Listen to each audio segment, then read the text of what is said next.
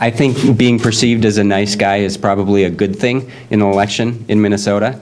I think sometimes people assume that Republicans are kind of nasty. And if we're not constantly creating new businesses, then all we're going to be focused on is, well, can we increase the minimum wage? The minimum wage should not be what anybody aspires to. They should aspire to a career. They should aspire to a job that allows them to raise a family. The minimum wage won't do that. Would you seek to do anything to slow the growth in the minimum wage, as one of your opponents, Scott Honor, had proposed doing? Is that something you would consider, making that something the legislature has to? Absolutely. Absolutely, and I've said this before, I think it's bad policy to ever have an automatic inflator in the minimum wage. What about the new legislative office building going up just a block from here? Would you still try to intervene, stop it?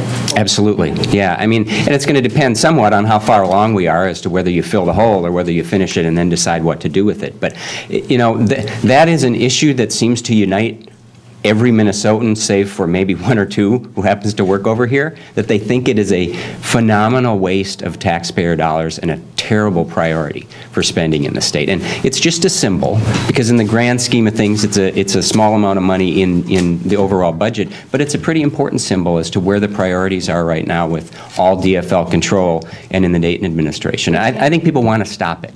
Would January be too late when you've seen it's already well underway? Right. I don't know. We'll have to decide that come January as to how far along it is. I mean, if it's almost completed, then I think the question, you know, isn't do we tear it down? The question is, what do we use it for?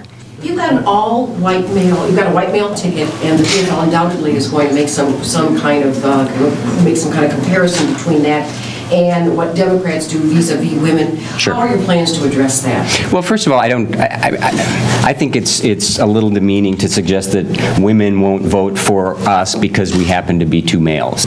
Turnout in your primary yesterday was lower than you know, several non-competitive DFL races. Is that a concern going forward into the November election? No, not at all. I mean, you know, first of all, I think as Keith pointed out, it wasn't that low when you look historically at where we've been before.